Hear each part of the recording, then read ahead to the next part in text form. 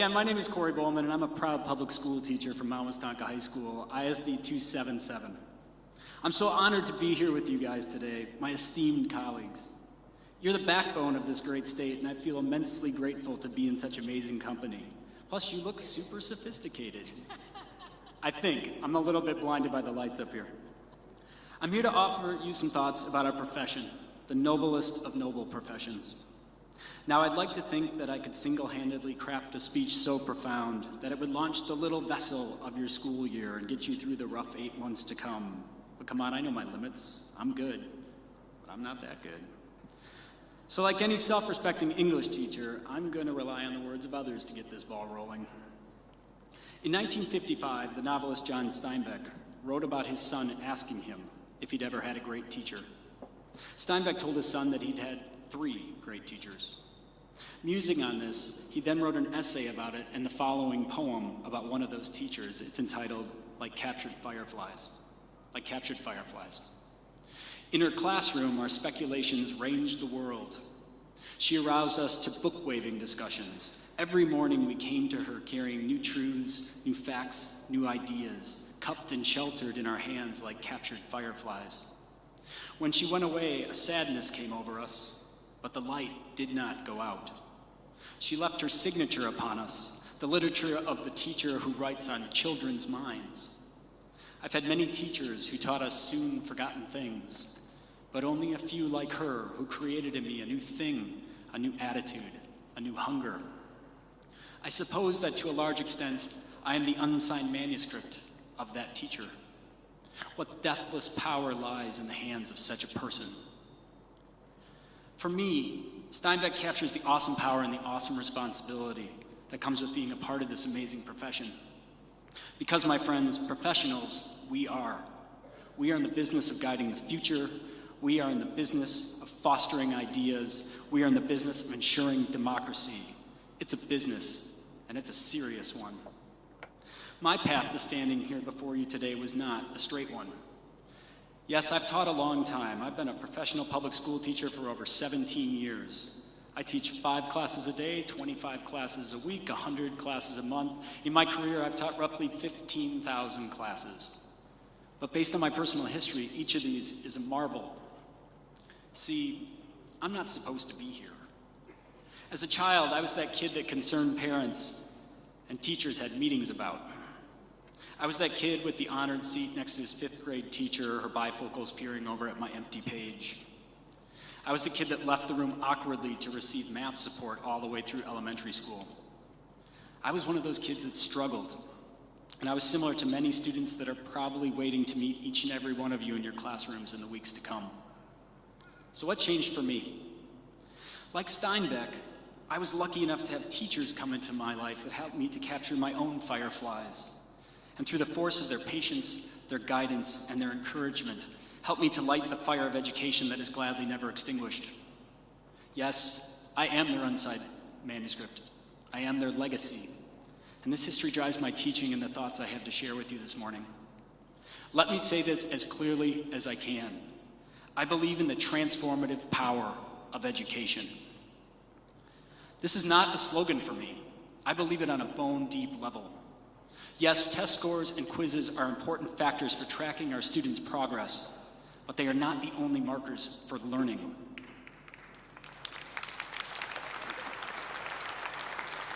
I believe that each student has individual needs that can't merely be met by thinking about them as a data point. I believe it is fundamentally important to have our students consider the world that exists outside of the walls of our classrooms. We need them to wrestle with complex issues vexing our society and articulate their ideas in discussion and on the paper and on the screen.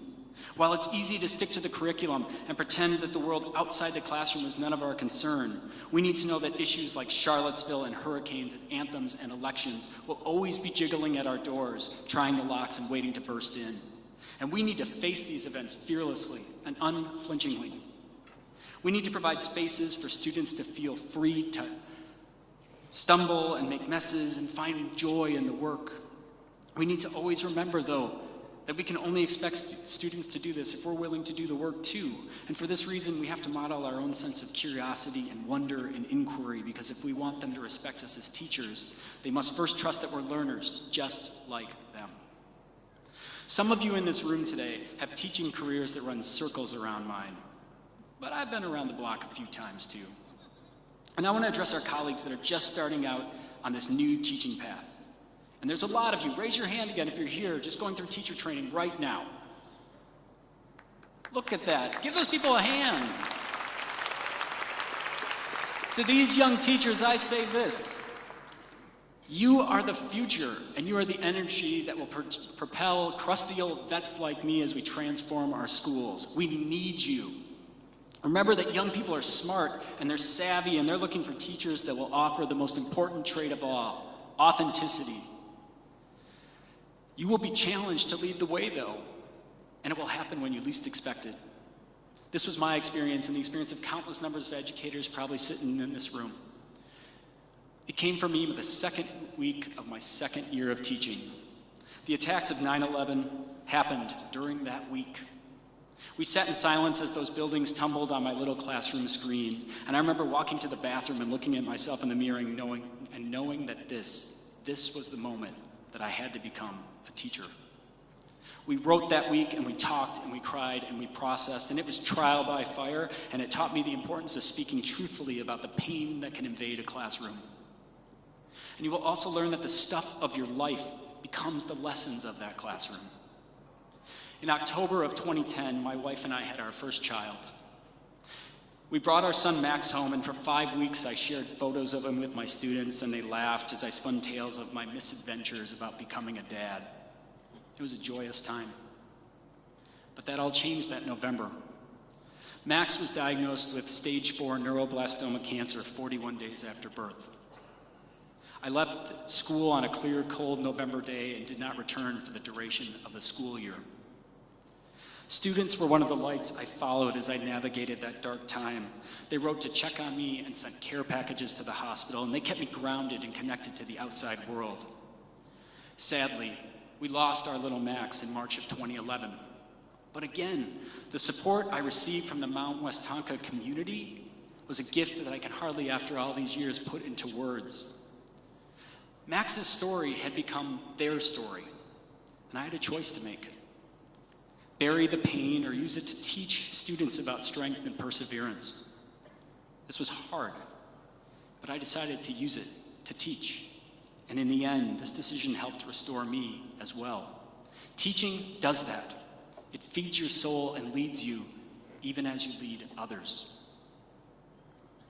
But before this gets too morose, I'll let you in on a little secret, young colleagues. In a classroom, you get to experience unbounded joy too. You see students rise to their potential, and you hear about their adventures, and you share their successes. I remember a student that graduated one year and hugged me and said, "I did it. I never thought I would, but I did it." And I will never forget the look on her face when she'd achieved her goal. I've learned this valuable lesson in my 17 years. Keep your eyes and your heart and your mind open. These are valuable assets, and shutting off any of them will make you miss the little moments that define your career. I am proud to stand not in front of you today, but with you. I'm a teacher, just like all of you. I did not become the Minnesota Teacher of the Year alone. I had so much help that naming all those people would keep you in here for days. These teaching members taught me an important lesson. Teaching is not a one-man or one-woman show. Each of us is part of an ensemble cast, and sometimes you get to sing the lead, but sometimes you're in the chorus, and that's okay. And remember, perfect teachers only exist in movies written by disgruntled English majors. So here's some advice. When the time comes, steal good curriculum, a lot of it, as much as you can stuff into your bag. Find out what works for others and what doesn't. Talk about your days and share your challenges and your successes. And remember what I said earlier about your students. It applies equally to you. Feel free to try on new ideas and stumble and make messes and find the joy in that work. In my May Teacher of the Year acceptance speech, I made this declaration: teaching matters. This was picked up in a line in the newspapers around the state, and to be honest, I found it quizzical. It was not a new insight. I don't have any of those. So what was it that made it the headline?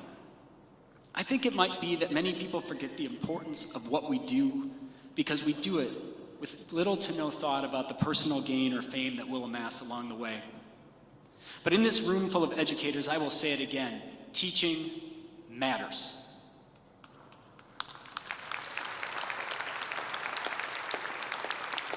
It matters to students that they are given permission to embrace the possible.